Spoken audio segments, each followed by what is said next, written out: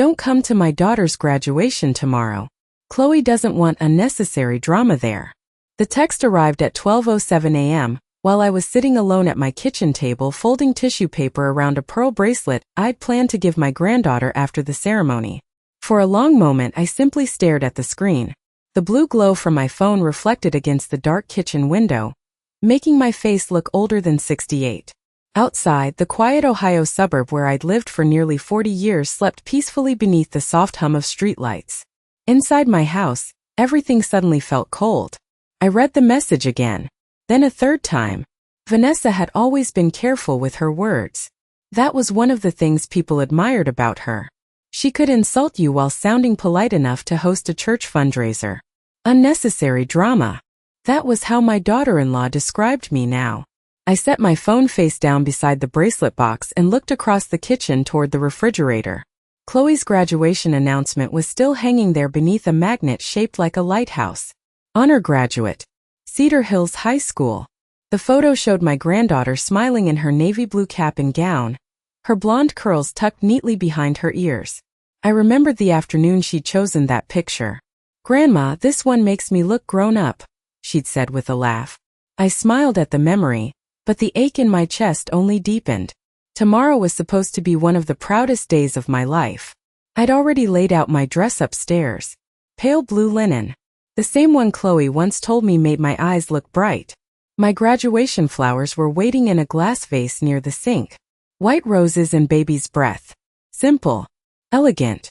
I had even baked Chloe's favorite lemon pound cake earlier that afternoon because I thought maybe, after the ceremony, the family would stop by for coffee and dessert the way we used to after important milestones. But sometime between sunset and midnight, I had apparently become someone who wasn't welcome anymore. I stood slowly and carried my tea mug to the sink. My hands trembled just enough for the spoon inside the cup to clink softly against the ceramic. The house felt painfully quiet without Harold. My husband would have known what to say. He always knew how to steady me before I fell apart. Since his passing 3 years ago, silence had become a permanent part of this house. Silence in the mornings. Silence at dinner. Silence after family gatherings where I somehow always felt like a guest instead of a mother. My phone buzzed again. For one foolish second I thought maybe Vanessa had apologized. Instead, I saw an automated email from Cedar Hills High School. Reserved seating confirmed for Helen Whitmore. Thank you for supporting the class of 2026 Senior Achievement Fund. I frowned. Reserved seating. Family sponsor section. I lowered myself back into the kitchen chair as a strange feeling settled over me. Someone was lying. And for the first time in a very long time I realized I needed to find out who. I did not sleep much after that. Around 3 in the morning, I finally turned off the kitchen light and walked slowly upstairs, one hand trailing along the hallway wall the way I sometimes did when the arthritis in my knees flared up. My bedroom still looked almost exactly the same as it had the day Harold died. His reading glasses remained on the nightstand beside his old Bible. A gray cardigan still hung behind the closet door because I could never quite bring myself to move it. People talk about grief like it arrives all at once, but that is not true. Real grief settles quietly into ordinary places. Into empty chairs. Into half of a closet.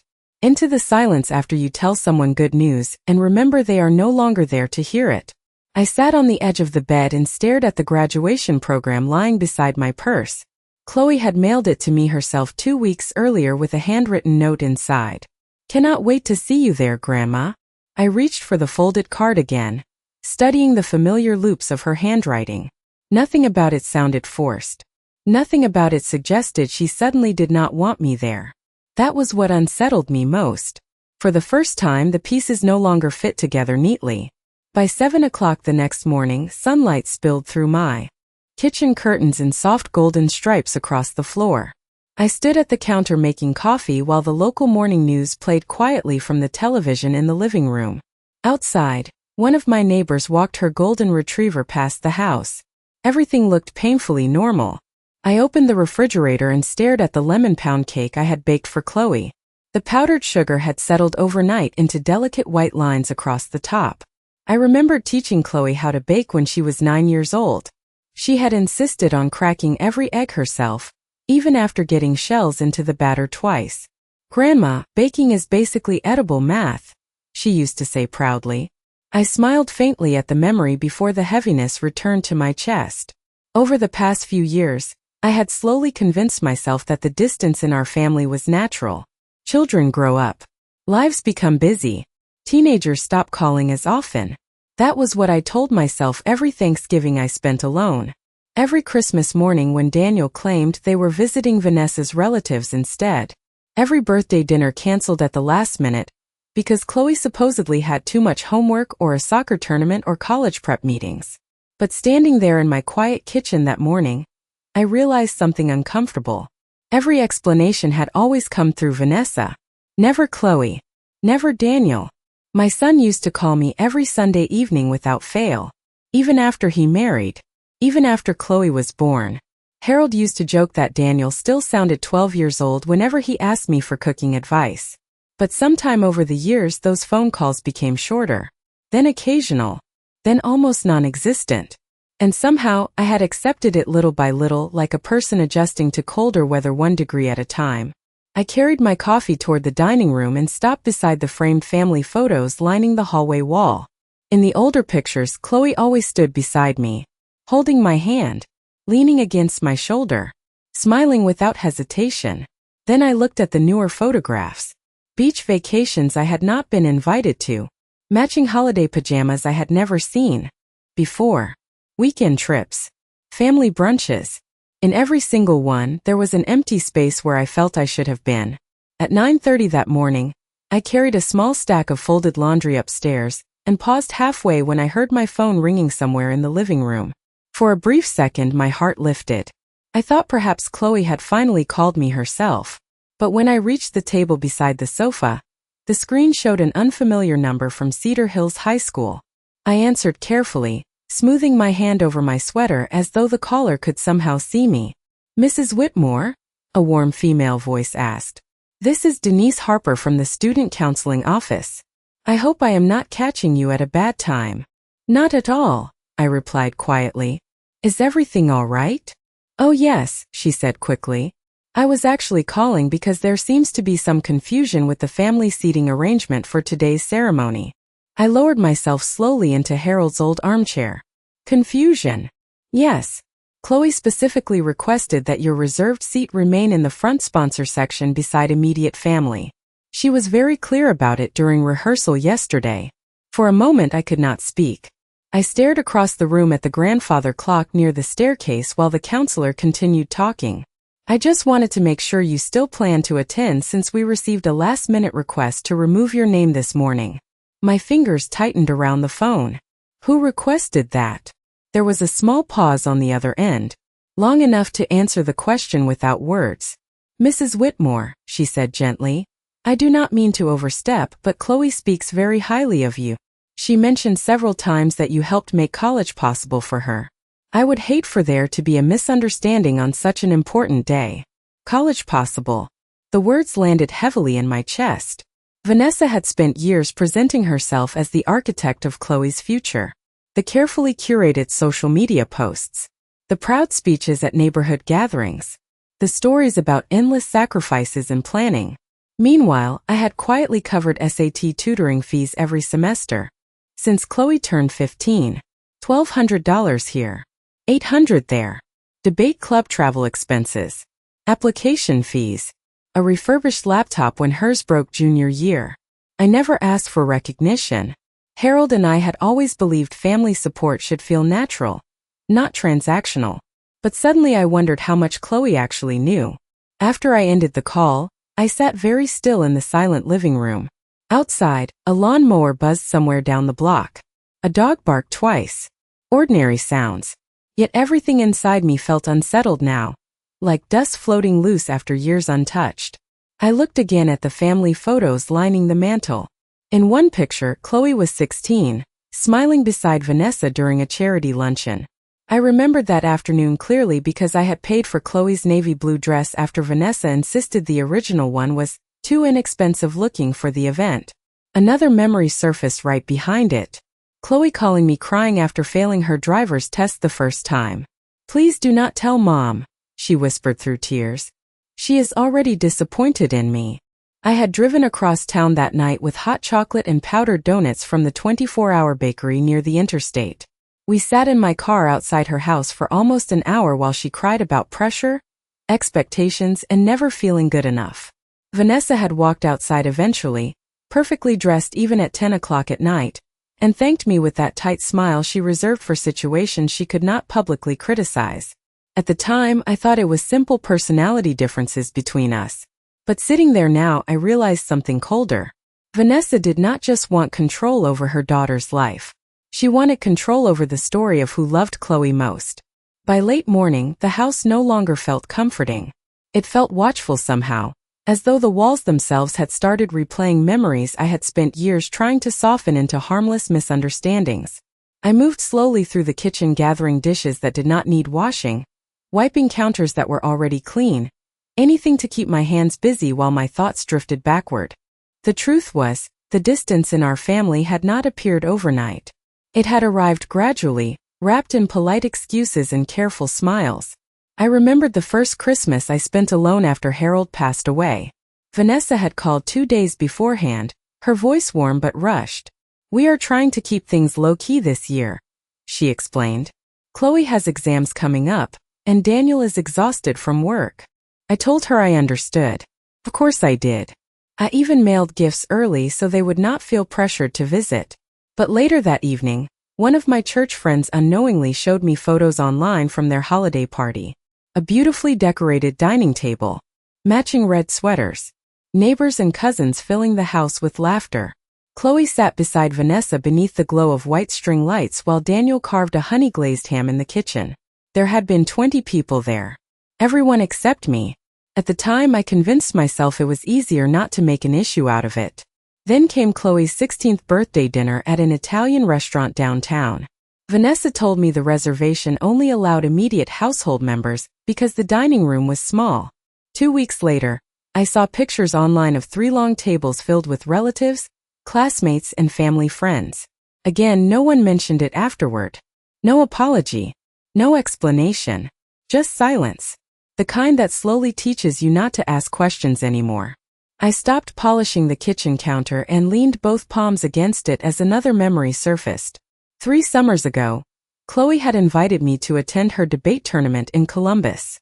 I drove nearly 2 hours alone through heavy rain just to watch her speak for 7 minutes about educational reform.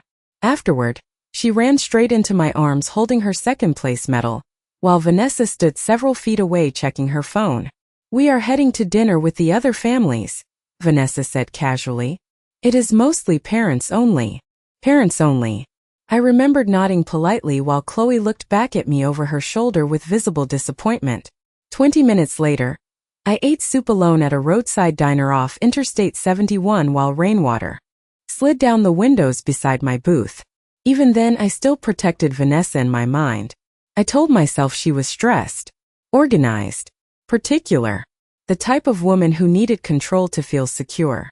But sitting in my quiet kitchen now, I finally allowed myself to admit something painful. None of those moments had been accidental.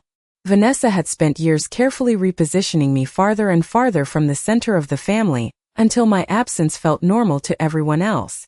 Especially Daniel. That realization hurt more than anything. My son had once been fiercely protective of me. As a boy, he used to stand beside me while I cooked Sunday dinner, stealing slices of roast beef straight from the cutting board when he thought I was not looking. After Harold died, he promised me things would never change between us. But somewhere over the years, he stopped noticing when I disappeared from family milestones. Or perhaps he noticed and simply found it easier to stay quiet. I glanced toward the graduation flowers still sitting untouched beside the sink. The white roses had begun opening fully now, delicate petals stretching toward the sunlight pouring through the window. And for the first time, I wondered whether I had spent too many years mistaking silence for peace. At 11:15, I finally went upstairs to get dressed for the ceremony.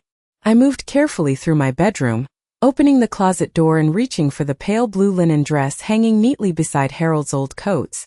For several seconds, I simply held the fabric in my hands. I could still hear Chloe's voice from 2 summers ago when we passed a boutique downtown after lunch. "That color makes you look elegant, Grandma," she had said. Like one of those women in old movies who always know exactly what to say. I smiled faintly at the memory as I laid the dress across the bed. The house was quiet except for the low ticking of the hallway clock and the occasional creak of old floorboards beneath my slippers. I sat down in front of the vanity mirror and slowly brushed my silver hair back from my face. My reflection looked tired, older than I remembered, but there was something else there too, a kind of clarity I had avoided for years. As I fastened my pearl earrings, my phone buzzed softly on the nightstand. Another message from Vanessa. I really think it is best if you stay home today. Chloe is already stressed enough. No greeting. No kindness. Just another carefully arranged sentence designed to make me feel guilty for existing. I stared at the screen for a long moment before setting the phone back down without replying. Then, almost immediately, another notification appeared. This time it was an email. Subject line: Senior Reflection Essay Submission. I frowned and opened it. Apparently the school counselor had forwarded it accidentally while organizing graduation materials. Attached was a document labeled Student Speaker Final Draft, Chloe Whitmore. My fingers hesitated over the screen before I opened the file. The first few paragraphs discussed hard work, academic pressure, and growing up in a competitive environment. But halfway down the page my breath caught. The person who taught me resilience was my grandmother, Helen Whitmore, Chloe had written. She never made love feel conditional. Even during the hardest years after my grandfather passed away, she still found ways to make every person around her feel safe. I lowered the phone slowly into my lap. Outside my bedroom window, sunlight shimmered across the neatly trimmed lawns lining the street. Somewhere nearby, children laughed while riding bicycles down the sidewalk. Ordinary summer sounds. Yet tears blurred my vision so suddenly that the entire room softened around the edges. I kept reading. Chloe wrote about baking lemon cakes together during thunderstorms. About late-night talks in my kitchen before college entrance exams. About how I once drove nearly 4 hours round-trip just to attend a debate competition where she only spoke for 6 minutes.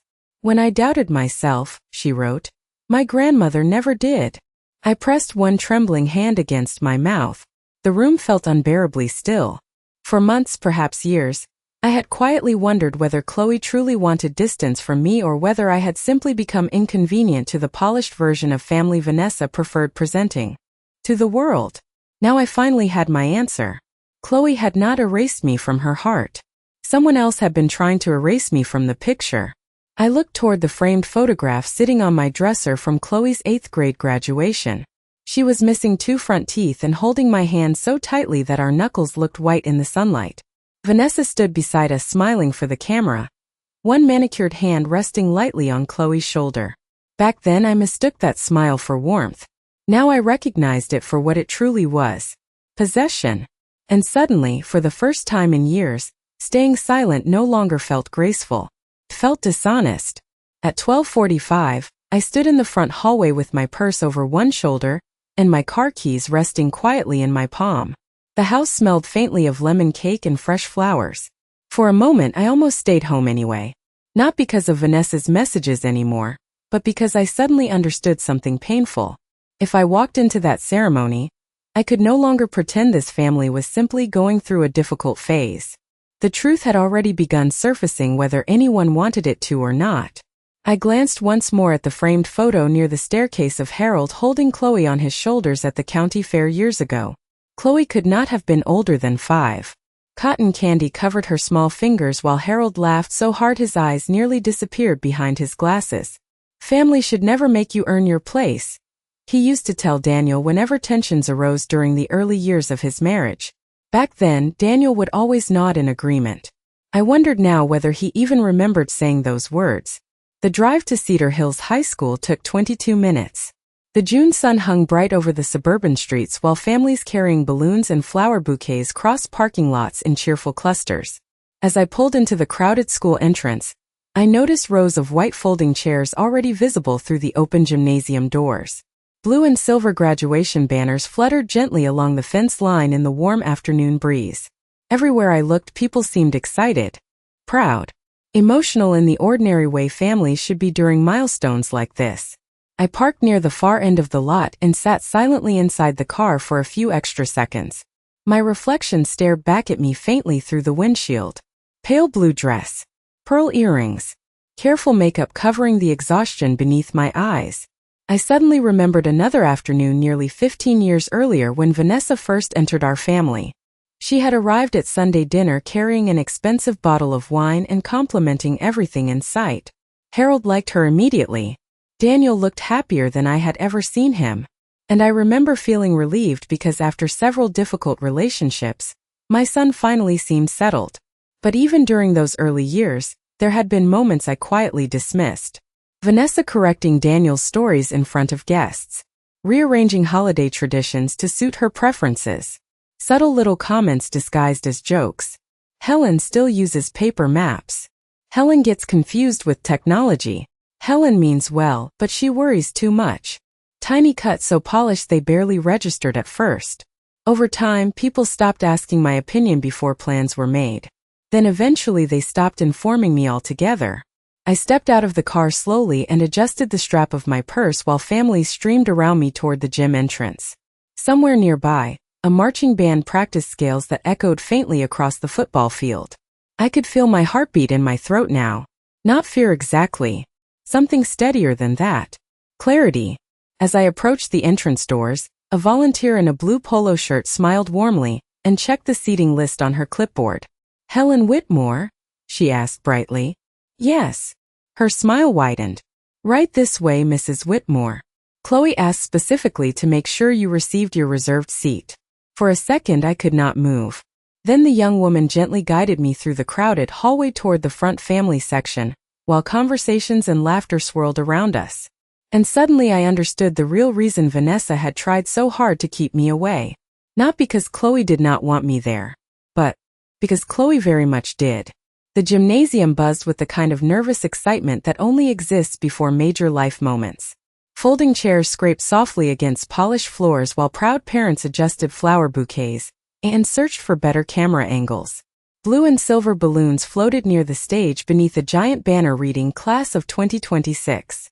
I followed the volunteer down the center aisle, trying to keep my breathing steady as rows of families turned slightly to let us pass. Then I saw them. Vanessa sat near the front wearing a cream-colored dress and a perfectly composed smile that vanished the second our eyes met. For a brief moment her entire face froze. Not dramatic. Just enough for the truth to flicker through before she recovered.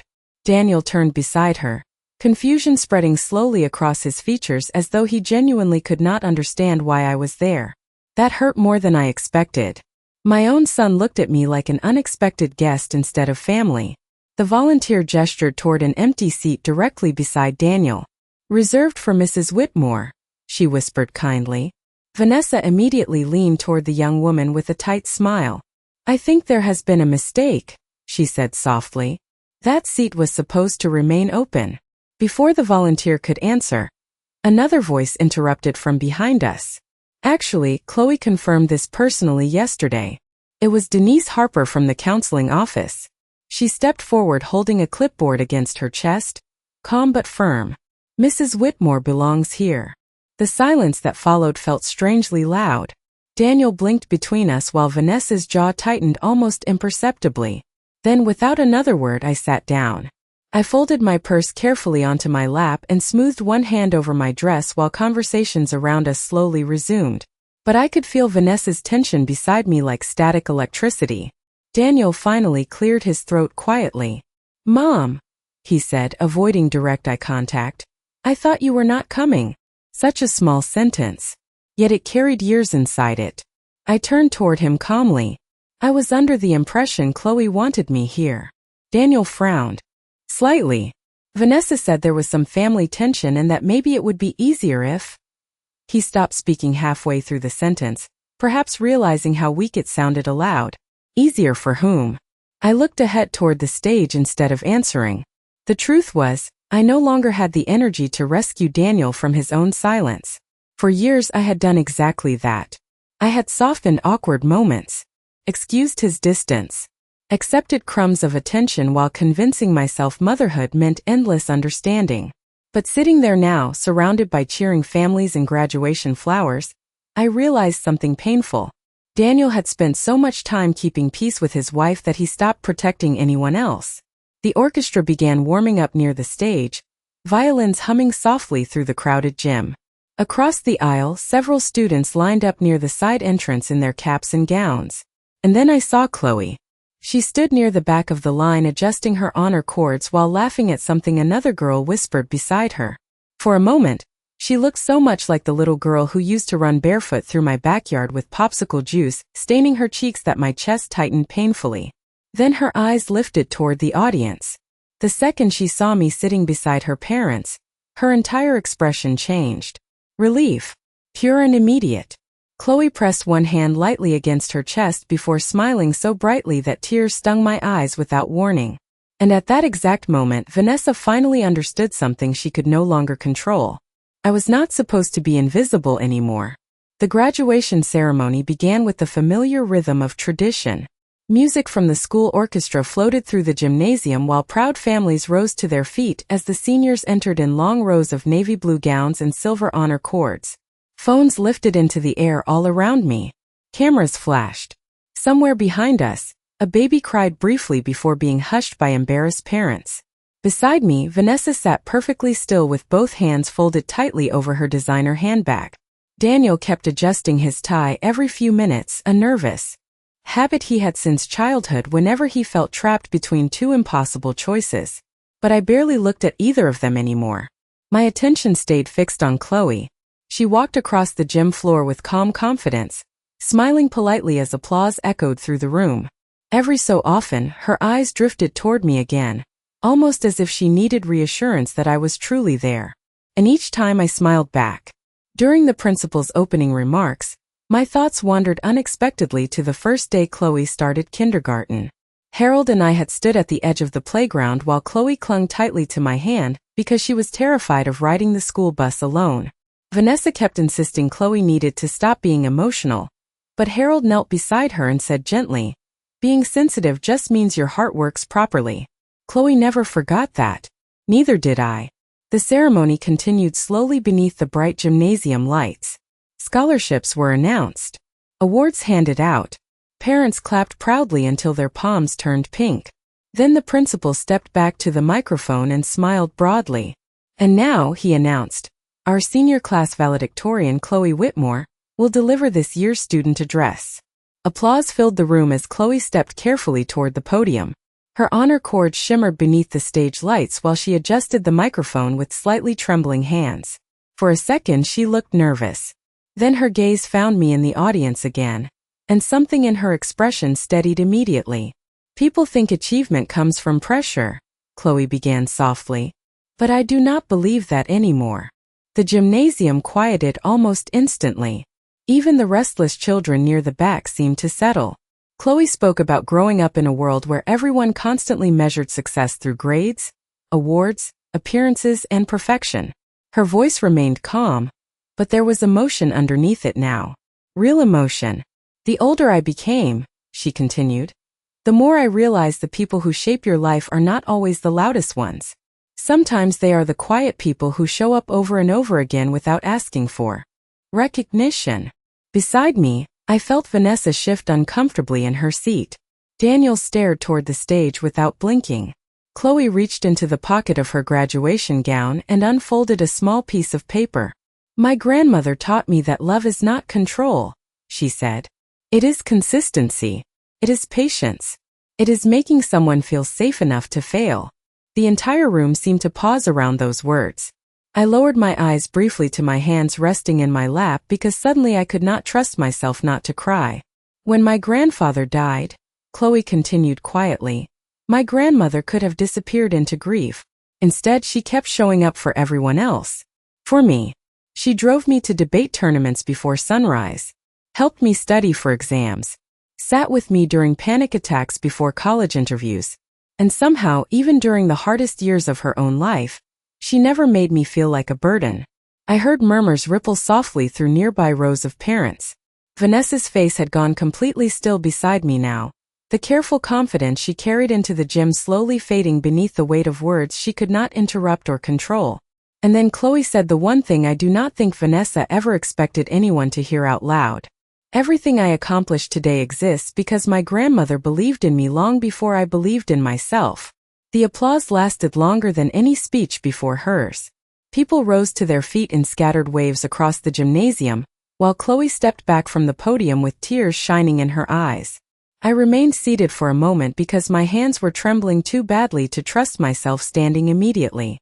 Around us, parents dabbed at their eyes with tissues while teachers exchanged emotional smiles near the stage. Even the principal looked visibly moved. Beside me, Daniel stared forward in complete silence. I could see the realization settling slowly across his face piece by piece, like someone waking from a long sleep. Vanessa, however, sat perfectly rigid. Her posture remained flawless, her expression controlled, but her eyes kept shifting toward the surrounding families, now whispering quietly among themselves. The polished image she spent years building had started cracking in public, and she knew it. As the ceremony resumed, several nearby parents leaned toward me warmly. "Your granddaughter speaks beautifully," one woman whispered. Another smiled gently and added, "You must be very proud." I thanked them softly, though inside I felt something far more complicated than pride. There was sadness there too. Sadness for all the years wasted doubting whether Chloe still loved me. Sadness for how thoroughly I had allowed myself to shrink just to keep peace inside the family. The graduates began crossing the stage one by one to receive diplomas while the orchestra played softly in the background. Chloe's name was announced near the end. The gym erupted with applause again as she accepted her diploma with confident grace. Daniel stood this time, clapping hard enough that his palms echoed above the crowd. I noticed Vanessa clap too, but only briefly. Her smile no longer reached her eyes. After the ceremony ended, families flooded onto the gym floor carrying flowers, balloons, and cameras. The air smelled faintly of perfume, roses, and warm folding chairs after hours beneath bright lights. I remained near my seat for a moment, allowing the crowd to thin slightly before standing. Then suddenly I heard Chloe's voice calling through the noise. "Grandma!" She moved quickly through clusters of graduates and relatives, graduation cords bouncing against her gown as she reached me. Before I could fully react, she wrapped both arms tightly around me. "You came," she whispered against my shoulder, her voice breaking slightly. I closed my eyes for one brief second and held her carefully, remembering the tiny child who used to fall asleep against me during long car rides home from dance practice. "Of course I came," I said softly. Chloe pulled back just enough to look at me properly. "Mom told me you were not feeling well this morning," she said quietly. "Then when you stopped answering texts, I thought maybe—" Her sentence faded unfinished, but she did not need to complete it. We both understood now. I glanced briefly toward Vanessa standing several feet away beside Daniel. The color had drained noticeably from her face. Daniel looked equally unsettled, his gaze moving slowly between his wife and daughter as though replaying years of conversations differently for the first time. "Grandma," Chloe continued gently, "did Mom tell you not to come?" I hesitated, not because I wanted to protect Vanessa anymore, but because I suddenly understood this moment was no longer about exposing lies. The lies had already exposed themselves. Around us, families laughed while cameras flashed beneath school banners and silver balloons. Ordinary celebration continued all around our small circle of truth. Chloe followed my silence with growing understanding. Then she lowered her eyes briefly and said something so quiet I almost missed it. I knew something felt wrong for a long time. And standing there in the middle of that crowded gymnasium, I realized Chloe had been navigating the same invisible distance I had. The difference was she had finally stopped pretending not to see it. The celebration continued around us, but something fundamental had shifted beneath the surface. People still smiled for photographs and gathered near the refreshment tables in the school cafeteria. Yet I could feel the quiet tension following our family now like an invisible thread. Chloe stayed close beside me while we moved slowly through clusters of relatives and teachers offering congratulations. Several of her classmates stopped to hug her, and each time she introduced me proudly. "This is my grandmother, Helen," she kept saying with unmistakable warmth. Not once did she hesitate. Not once did she look toward Vanessa for approval. I noticed that immediately. Near the punch table, Daniel finally approached us with an uneasy expression I had not seen on his face since he was a teenager caught hiding a bad report card. "Mom," he said quietly, rubbing the back of his neck. Can we talk for a second? Chloe glanced between us but stepped aside politely when I nodded. Daniel led me toward a quieter corner near the trophy cases lining the hallway outside the gym.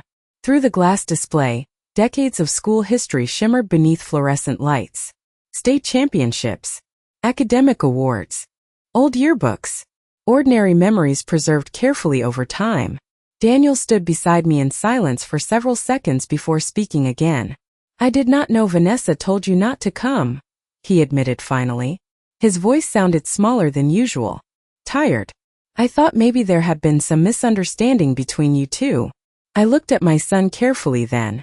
At the gray beginning to appear near his temples. At the worry lines settling permanently around his eyes. For the first time in years, he did not look like a confident husband protecting family harmony. He looked like a man realizing how much he had missed while trying not to notice conflict. Daniel, I said gently, when was the last time you asked me directly why I stopped attending family events? He opened his mouth slightly but said nothing, because there was no answer. I continued softly. Every explanation always came through Vanessa. Every cancellation. Every excuse. And eventually, you stopped checking whether those explanations were true. His face tightened painfully. Mom, I never wanted you to feel pushed out. Intentions matter, I replied quietly. But patterns matter too. Down the hallway, laughter echoed from the cafeteria while graduates posed for photographs with proud families. Daniel lowered his eyes toward the floor. Chloe told us months ago she wanted you in the front row today, he admitted. Vanessa said you probably would not want the attention because crowds make you anxious since Dad passed away. I closed my eyes briefly. Another decision made for me without my knowledge. Another story rewritten until my absence sounded reasonable. She also said you stopped responding to Chloe's messages lately. Daniel continued slowly, as though hearing the absurdity while speaking it aloud. But after the ceremony, Chloe showed me her phone. He swallowed hard before continuing. There are dozens of unanswered texts from her. Birthday messages. Invitations. Photos. You never replied to any of them. My chest tightened instantly because I already knew what he was about to understand. I never received them, I said softly. Daniel stared at me in stunned silence. Then almost mechanically, he pulled out his phone and scrolled through something quickly. His face lost color with each passing second. Mom, he whispered finally. Vanessa handles our phone account settings. She told Chloe you changed your number months ago. Neither of us spoke after that. We simply stood there beneath the buzzing hallway lights while years of confusion rearranged themselves into something undeniable. And somewhere behind us, I could hear Vanessa laughing too loudly at something near the refreshment table. The brittle sound of someone desperately trying to hold together a version of reality that was already falling apart. The drive home that evening felt strangely quiet despite everything that had happened. Sunlight stretched low across the suburban streets while graduation balloons drifted from car windows ahead of me in slow-moving traffic. I kept replaying Chloe's speech in my mind, her voice steady at the podium, her eyes finding me in the crowd. The simple honesty of being seen again after years of slowly disappearing inside my own family. When I pulled into my driveway, I noticed another car already parked along the curb. Daniel's silver SUV. I sat motionless behind the steering wheel for several seconds before finally turning off the engine. Part of me already knew why he was there. Inside the house, Daniel stood alone in the kitchen beside the untouched lemon pound cake. The afternoon sunlight coming through the curtains made him look older somehow. Wearier. He turned when he heard me enter, his expression carrying the heavy uncertainty of someone forced to reconsider years of assumptions all at once. Mom, he said quietly, I need to ask you something honestly. I set my purse carefully onto the counter. All right. Daniel hesitated before speaking again. Did you really help pay for Chloe's tutoring and college applications? There was no accusation in his voice now, only confusion. I opened the kitchen drawer slowly and removed a small accordion folder I had kept there for years beside warranty papers and old recipes. Inside were receipts, scholarship forms, tuition deposits, and copies of checks written quietly over time. Debate travel, expenses, SAT prep courses, dorm reservation fees for Ohio State University. I handed the folder to him without speaking. Daniel flipped through the pages slowly while silence settled heavily between us. Halfway through, he sat down at the kitchen table as though his knees suddenly weakened beneath him. "Mom," he whispered, staring at the paperwork. "Why did you never tell me?" I looked toward the window above the sink where the white graduation roses still rested in their vase. "Because helping Chloe was never supposed to be about credit," I answered softly. "It was about love." Daniel lowered both hands over his face. For several moments, neither of us spoke. Then finally he asked the question I think he had been avoiding all day. "How long has this been happening?" I understood immediately what he meant. Not the money, the isolation, the manipulation, the careful rewriting of relationships until absence felt natural. I pulled out the chair across from him and sat down slowly. "Long enough that I started believing maybe I deserved it," I admitted quietly. Daniel's eyes filled instantly with regret. Real regret this time. Not the shallow discomfort of someone caught in an awkward family conflict, but the deeper pain of realizing his silence had protected the wrong person for years. "Vanessa told me you preferred being alone after Dad died," he said hoarsely. "She said family gatherings overwhelmed you. She said Chloe felt judged around you sometimes." I shook my head gently. "And you never asked me if any of that was true." He stared down at the folder again, shoulders slumped beneath the weight of understanding. Outside, sprinklers clicked softly across neighborhood lawns while evening settled over the street in warm golden light. The house felt different now. Not healed, but honest for the first time in years. Daniel finally looked back at me with tears gathering quietly in his eyes. "I failed you," he said. I thought carefully before answering because motherhood does not disappear simply because your heart has been wounded. "You stopped paying attention," I corrected softly. "There is a difference." Then I stood from the table, walked calmly to the cabinet above the refrigerator, and removed another folder Daniel had never seen before. The trust documents Harold and I created years ago for Chloe's future education fund. I placed them gently beside the stack of receipts. "Tomorrow morning," I said quietly, "I am changing who controls this account." 1 year later, the photograph from Chloe's graduation sat in the center of her apartment bookshelf beside a small ceramic lamp and a stack of college textbooks. In the picture, she was smiling beneath the bright June sunlight with one arm wrapped tightly around my shoulders, while I held the bouquet of white roses she insisted I keep after the ceremony. Neither Daniel nor Vanessa appeared in the frame. Not intentionally. That was simply how the moment unfolded. Life has a quiet way of revealing who truly shows up when it matters most. I visited Chloe's apartment every other Sunday now. She lived 20 minutes from Ohio State University in a modest brick building with creaky floors and narrow windows that let in beautiful afternoon light. Sometimes we cooked pasta together while she told me stories about professors and campus life. Other evenings we simply sat on her tiny balcony drinking tea while traffic hummed softly below us. The distance between us had healed surprisingly quickly once the confusion disappeared. Love often does when it is finally allowed room to breathe honestly. Daniel came by the house more often too.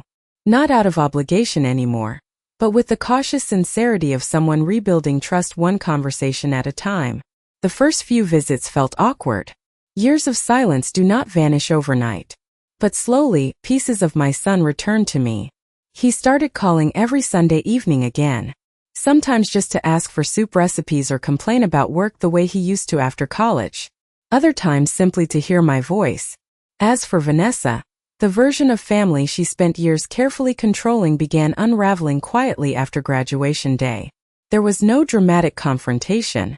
No screaming arguments. Truth rarely needs theatrics once it finally stands in the open. Chloe stopped allowing her mother to manage her messages and finances.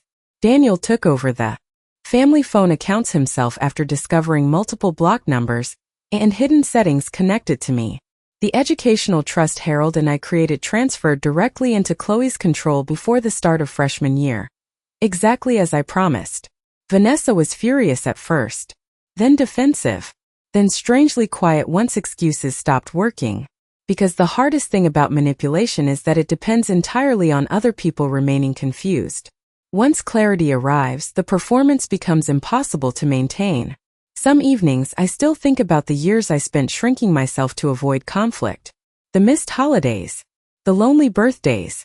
The careful silence at family gatherings where I pretended not to notice empty spaces around me. For a long time I believed endurance was the same thing as grace. Harold would have disagreed with that. Peace without honesty is just loneliness wearing good manners, he once told me during an argument many years ago. At the time I thought he was being dramatic. Now I finally understand what he meant.